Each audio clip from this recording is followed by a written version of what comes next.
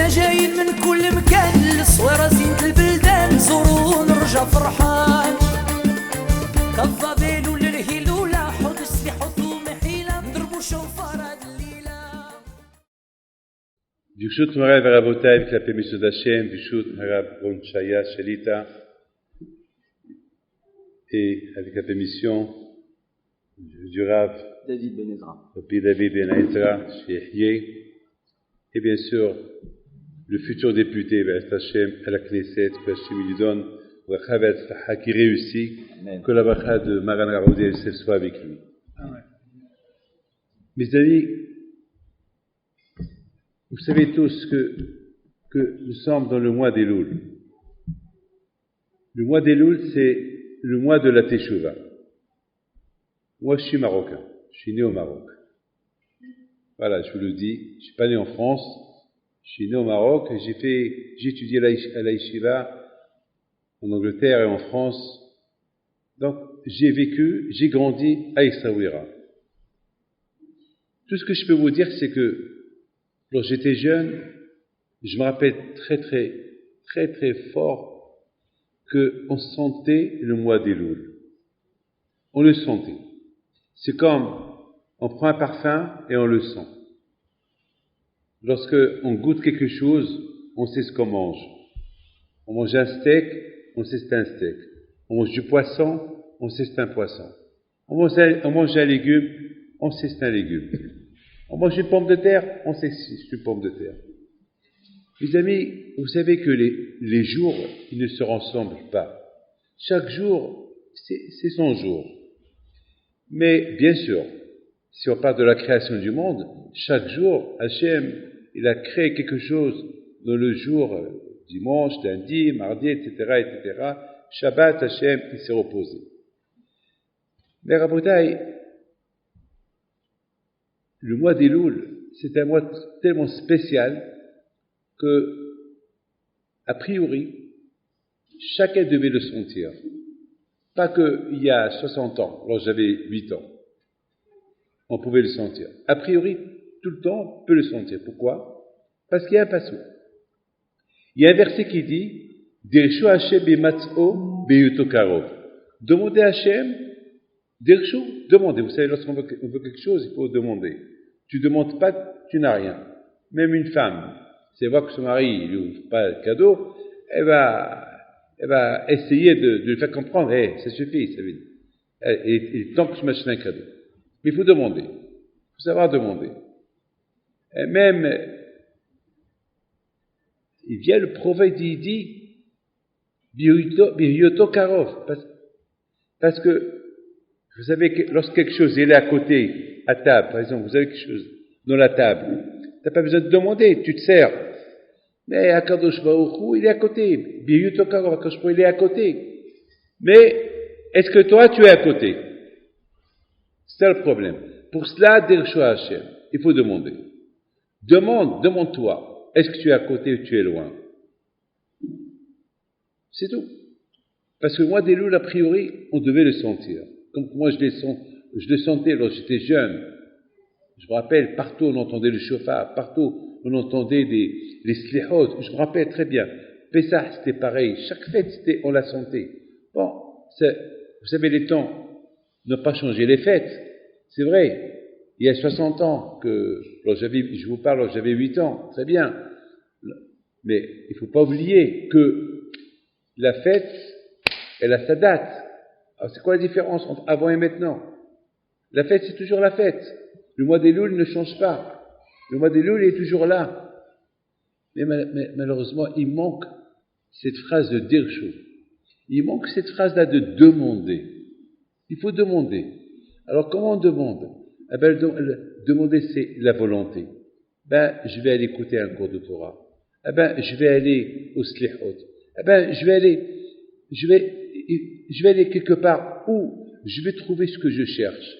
Parce que mes amis, une fois, il y avait quelqu'un qui m'a raconté, ça m'est arrivé beaucoup de fois aussi, qu'on peut perdre une clé, elle est dans les mains. Tu cherches une clé alors qu'elle est dans tes mains. Beaucoup de fois, une fois j'ai cherché quelque chose, elle était sur mon lit. C'est que je devais je devais le changer et j'ai laissé ce que j'avais dans les mains sur le lit et je la cherchais, il était sur le lit et je pâtais. Jusqu'à un moment donné, il vient ma fille qui me dit papa, mais ce que tu cherches, il était sur ton lit et je ne l'ai pas vu. À Boudaï, c'est parce que la tête n'était pas sur ce que je cherchais. Ma tête était ailleurs. À Boudaï, vous savez qu'il y avait une époque que la tête n'était pas ailleurs. Bon, ça ne veut pas dire que aujourd'hui elle est ailleurs.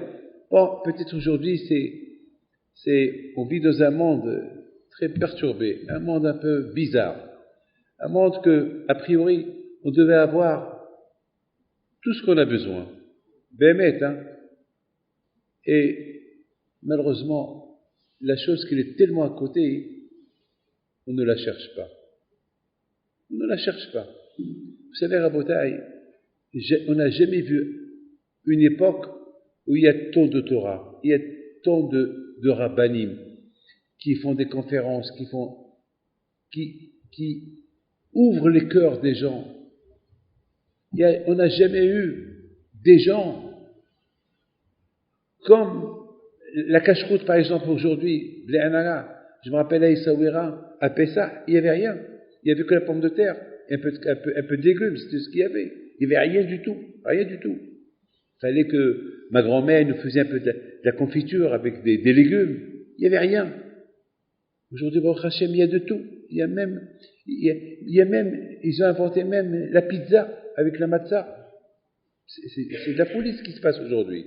La technologie, elle a avancé. Peut-être notre tête, elle est prise par ça. Notre tête, elle est plutôt prise par les choses, les nouveautés de chaque jour, et ce qui est ancien, ce qui était avant et maintenant, et dans l'avenir, on l'a mis peut-être de côté. Donc, le mois d'Elul, c'est le mois qui veut te dire, voilà, je suis là. Vous savez, demandez. Comment on va demander? La volonté. Je vais aller écouter un cours. Je vais aller chercher ce que je cherche, Hachem. Aboudaï, le Baal HaTanya, Alav Shalom, il dit une phrase magnifique. Il dit au Baal HaTanya que pendant cette période-là de Rosh Hashanah jusqu'à Kippour, ou bien il y a ceux qui disent du mois d'Elul jusqu'à Kippour, Hachem, on le compare à Melech Basadeh. C'est quand vous savez très bien, un roi, on ne peut pas rentrer chez un roi quand on veut.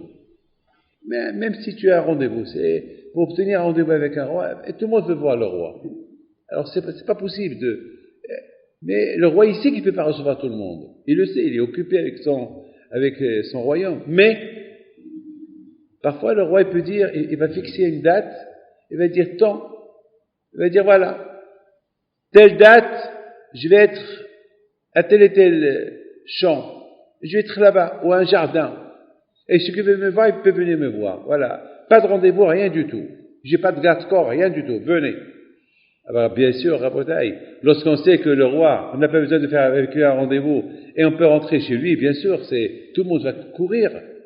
Alors, Rabotaï, c'est ça le mois d'Elul. Le mois d'Elul, c'est Melech Basadeh. Le mois d'Elul, quand je te dis, voilà, je suis à côté.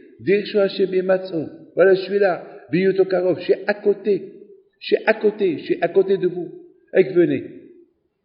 Rabotaï, vous savez très bien que lorsqu'on écoute les Slihot, on se rapproche vers Hachem, on entend le chauffard, il y a des émotions, il y a quelque chose. Hier soir, mes amis, lorsqu'on a fait les Slihot à Ra'anana, je vous donne un parole d'honneur, je dois m'excuser de vous dire cette phrase, c'était la première fois que j'ai fait les Slihot. Parce qu'avec les cours de Torah chaque nuit, je vais à gauche et à droite, et j'ai le décalage horaire, donc c'est que vers le matin que je commence à m'endormir un peu.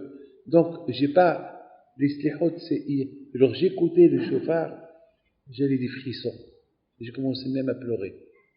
Le chauffard, il te réveille. Quand il dit, le Rambam,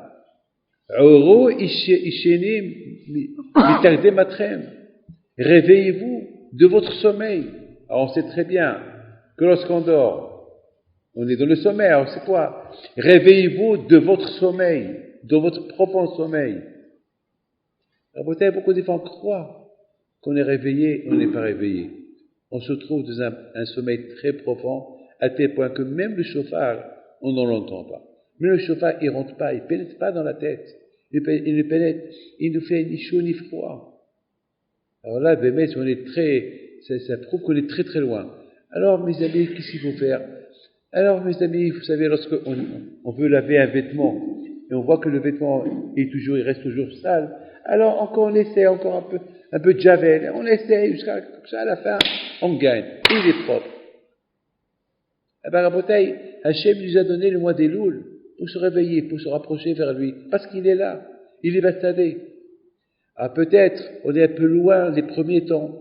Ah, peut-être s'il va venir Rosh Hashanah. Ah, peut-être même à Rosh Hashanah, on est un peu perdu. Donc, si Dieu veut, ça va venir encore jusqu'à Kippour. Peut-être à Kippour, a priori à Kippour, ça y est. À Kippour, ben, c'est Hachem, on est réveillé, on a la tête ouverte, ça y est. Vous savez, mes amis, je voudrais vous raconter une histoire. Avant-hier. Non, pardon, hier. C'était hier matin. Il y a une femme qui est venue chez moi, elle tremblait. Je voyais qu'elle tremblait. Je croyais que peut-être elle est malade. Non. Alors je voyais qu'elle n'arrivait même pas à parler. Elle me dit, je veux une bracha, j'attends des résultats. Et j'ai beaucoup peur. Je dis, madame, c'est quoi? Parce qu'on m'a dit de faire une mammographie et mettons, j'ai peur. Et il y a un qui me dit, peut-être c'est la maladie. L'autre me dit, je peux pas vous dire. Donc, il faut faire certains analyses pour voir. Alors, j'attends les résultats. Vous savez, je donne la parole d'honneur. Vous savez à quoi je pensais? Je pensais à Rosh Hashanah. À Rosh Hashanah, c'est le jour des résultats. Il faut savoir que de plus qu'on se prépare pendant le mois de Elul, les résultats peuvent être bons, parce que le mois d'Elul, lorsqu'on est propre devant Hachem, on a fait une bonne teshuva, on a retrouvé Hachem, parce qu'on a demandé, Dirshu Hachem Bematzo, et j'ai découvert, Bematzo, ça veut dire une mitzvah, j'ai trouvé une mitzvah. Vous savez, pour trouver une femme, il faut la chercher. Il faut chercher ton mazal. Lorsqu'on perd quelque chose, il faut chercher pour trouver. Alors, lorsque Hachem, parce que j'ai demandé, j'ai trouvé Hachem, et maintenant je suis Karob, maintenant je suis devenu proche de lui, parce qu'il était proche tout le temps, mais c'est moi qui ne savais pas. C'est moi qui croyais qu'il était loin. Mais maintenant, ça y est, maintenant je suis Karob. Ça y est, maintenant je suis retourné en famille avec lui. N'oubliez pas, mes amis, que chacun de nous, il a une Neshama. Et cette Neshama, mes amis, elle fait partie d'Hachem. C'est une lumière de la Kadosh Baruch Hu. Chacun de nous, il a cette Neshama. Chacun de nous, on a une kirba avec Hachem, on a une approche avec on est de famille, c'est de la famille. D'ailleurs, on l'appelle Avinu, on l'appelle papa. Mais Malkino, c'est notre roi aussi. C'est papa, notre roi. Donc, mes amis, c'est Bémet. J'ai commencé à réfléchir. J'ai dit, cette femme-là, elle tremble, elle a peur, elle tremble. Parce que elle attend des résultats. Alors, je me suis dit, et nous, bientôt Rosh Hashanah, il va arriver. Bientôt Kippour, il va arriver. Et c'est quoi les résultats? Parce que pendant ces moments-là, parce que mes amis, n'oubliez pas, Akadosh Baruch Hu, il sait tout, hein. Akadosh Baruch Hu, il sait comment on se comporte pendant ce mois d'Elul. Il sait comment on approche vers lui. Il sait tout, il sait. Au moment, mes amis, quand on commence la fête de Rosh Hashanah, ça y est, Hachem déjà, il sait ce que je suis, il sait, mais toi, qu'est-ce qu'on attend? On attend qu'on passe devant lui. On va passer devant lui, et déjà Hachem, il nous regarde. Comme c'est écrit, Atem Nitzavim Hayom Kulchem. On est tous debout à Rosh Hashanah. Le Zohar Kadosh dit, le seul jour que toi, à Israël, le monde entier passe devant Hachem, c'est à Rosh Hashanah. C'est-à-dire à Rosh Hashanah, on compare ça comme un roé, comme un berger qui compte son troupeau.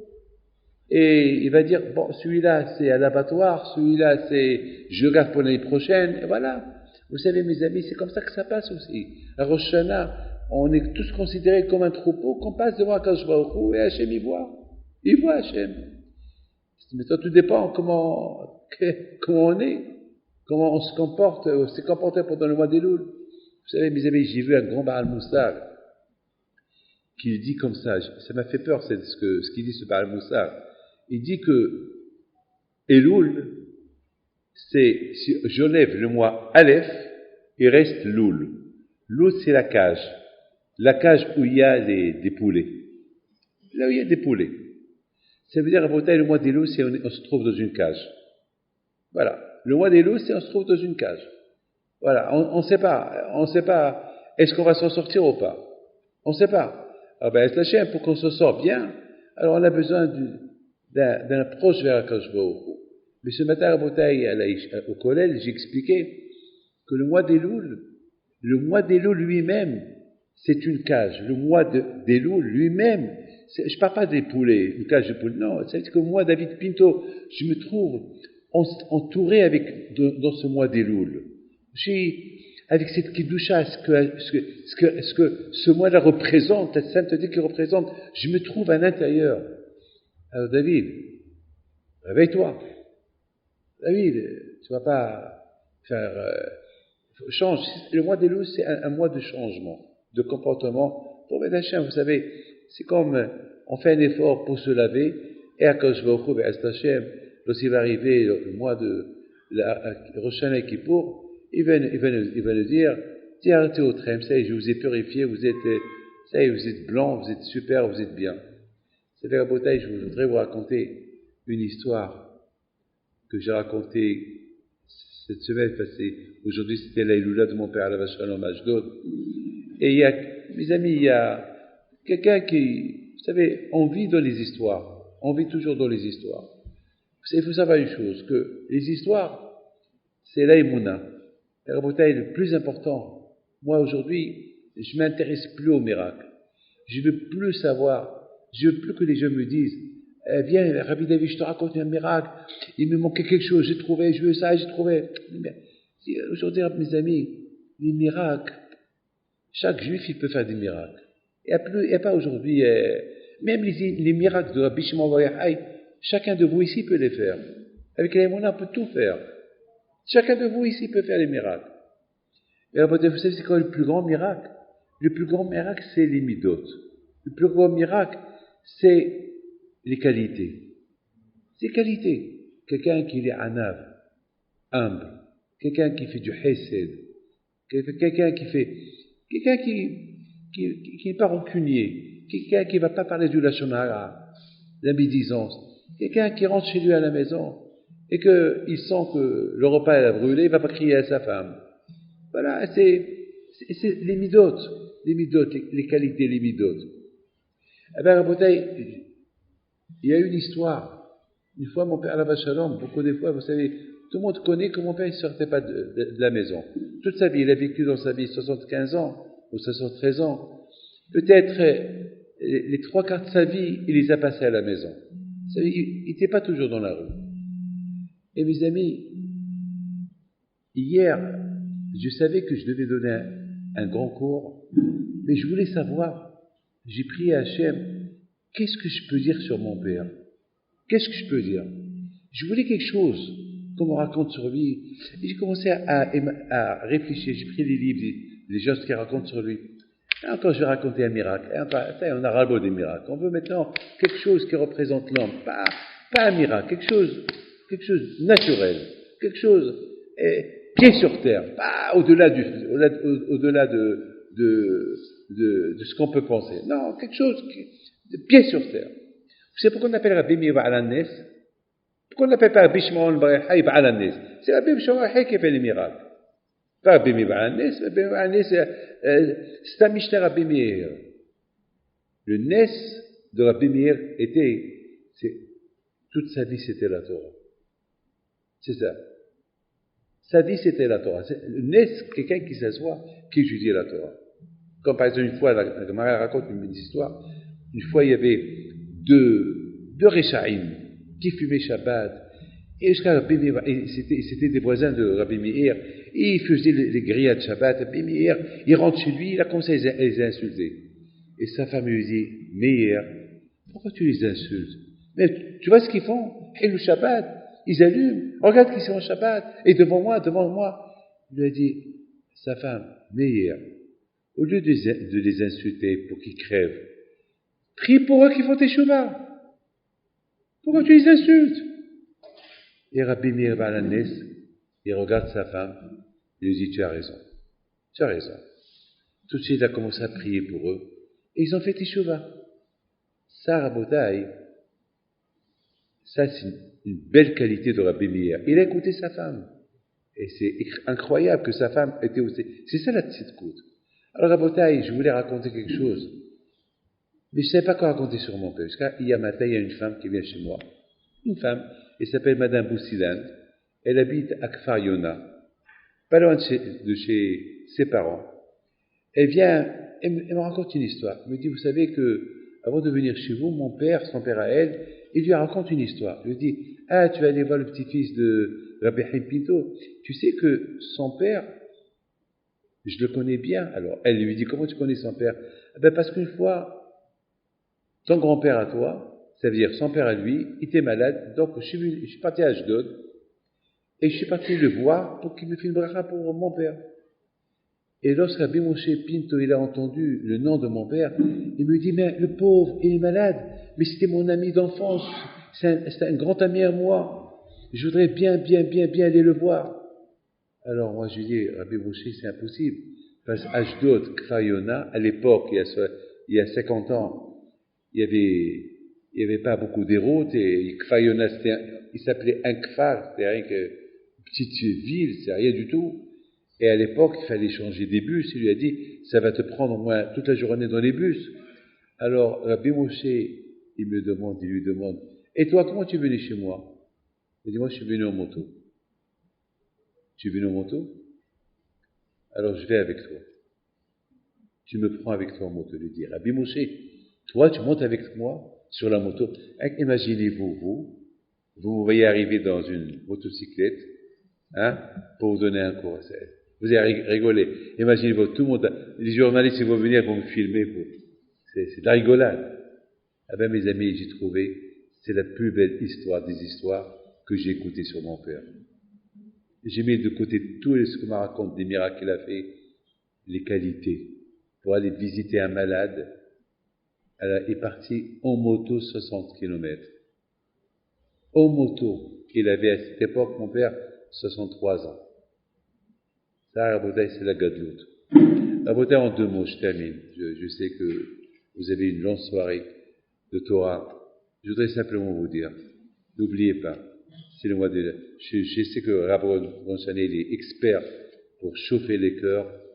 J'ai écouté beaucoup de fois des cours à lui. Je sais que Baruch Hashem, je lui a donné un don pour bien faire pénétrer ses paroles dans le cœur de nos frères. Rabotai, n'oubliez pas, vous êtes aujourd'hui dans une cage. Une cage qui s'appelle Elul. Elul, une cage qui s'appelle, vous êtes entouré de la présence d'Hachem. Mais ce qu'il faut, demander. Dire Shua Hachem. Demandez. Bematsu. Demandez parce que vous pouvez le trouver. Et vous allez vous-même ouvrir la cage et sortir libre. Sortir libre de ce monde où on vit. Dire Shua Hachem Bematsu Biryuto Karov. Parce qu'Hachem il est à côté. C'est votre devoir. Et c'est ça, Rabotai. On est tous Be'ezat Hachem. Dans quelques jours, Be'ezat Hachem, il y a les élections. Akadosh Baruch Hu nous a donné un grand tzaddik, Maharan Rabbi Odia Yosef Alav Shalom. Je me rappelle à l'époque, lorsqu'il était vivant, et Hachem il était témoin, je vous parle dans une synagogue, il m'appelait, à l'époque, j'habitais en France, 3-4 fois, 3-4 élections, peut-être j'ai aujourd'hui 69 ans, donc à l'époque, il m'appelait chaque fois qu'il y avait des élections, mais jamais j'oublierai la dernière fois que je lui ai parlé, il pleurait au téléphone. Je dis, Maran, pourquoi vous pleurez? Il lui dit, parce que je suis fatigué. Et je ne veux pas voir mon travail que j'ai fait pour les Sfaradim, pour la Torah. Je ne veux pas. Je ne veux pas voir, Hassu Shalom, que ce que j'ai créé jusqu'à maintenant, ça soit en danger. Je lui dis, Maran, et il me dit, Rabbi David, écoute-moi. Il pleurait au téléphone comme un bébé. Comme un bébé. Rabotaï, nous on est croyants. On a la Emouna. On a la Emouna. On croit dans notre tzadikim. On croit beaucoup dans notre tzadikim. Voilà. Le message, il est clair. N'oubliez pas les paroles de Maran. C'est lui qui a fondé le parti Chasse. Donc, voilà. Vous savez, c'est une manière Be'ezat Hashem, de sortir de la cage. Voilà, c'est une manière Be'ezat Hashem de sortir. Je sais qu'il y a certains qui vont vous dire, Rabbi David, c'est bien, merci pour le cours de Torah, et on va écouter d'autres cours de Torah, mais ne parle pas politique, ça c'est pas pour vous. La rabotaï est ce qu'on appelle Et Azut Hashem. Donc il y a des moments que on sort de nos chambres, de nos maisons, de nos institutions, pour apporter la Torah aux autres. Et on va faire Bitul Torah, on va bataner, on ne va pas étudier pour réveiller les gens, pour leur ouvrir un peu l'esprit pour qu'ils comprennent ce qu'on doit comprendre. Mes amis, je vous souhaite à vous tous Shana Tova, une bonne santé, que Hachem vous protège, que Hachem vous donne une longue vie, une bonne parnassa, le mariage de vos enfants qui est une ratson, et que Hachem vous protège de Enhara, si Dieu veut. Et bien, c'est Hachem que nous tous, on verra un jour, Be'ezat Hashem, Mashiach Tzidkenu b'mera b'yameinu, Amen Keratson. Merci beaucoup que vous m'avez accepté de venir, et que Hachem vous protège.